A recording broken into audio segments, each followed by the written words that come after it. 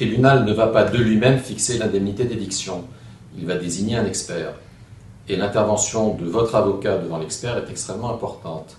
Il faut savoir que les tribunaux ont un principe.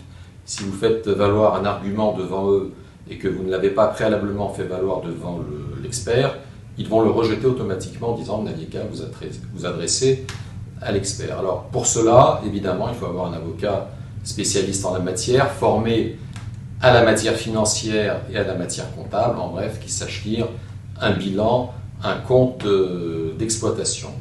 Devant l'expert, votre avocat devra faire valoir vos droits, par exemple, d'abord par des dires, ce sont des argumentations écrites. Donc par exemple, lorsqu'on est pour le locataire évincé, on fera valoir une augmentation d'année en année du chiffre d'affaires pour avoir une évaluation convenable et favorable.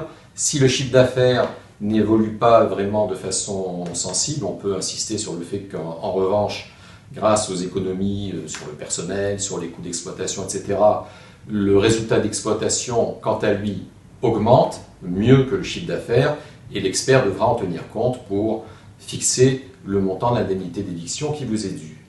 Si vous êtes le bailleur, votre avocat va s'attacher à voir si, par exemple, lorsque le locataire argue d'une augmentation du chiffre d'affaires, il va s'attacher à regarder si cette augmentation est sincère.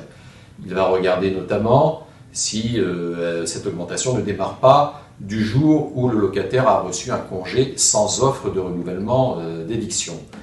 Et il va regarder aussi peut-être par exemple si le locataire n'a pas procédé à des ventes à vil prix pour augmenter ce chiffre d'affaires, ou si pire encore, il n'a pas ajouté au chiffre d'affaires du fonds de commerce en question le chiffre d'affaires d'autres exploitations qu'il aurait dans l'environnement immédiat. En bref, il faut être très attentif à tout cela et faire valoir ses arguments devant l'expert pour obtenir le meilleur chiffre possible.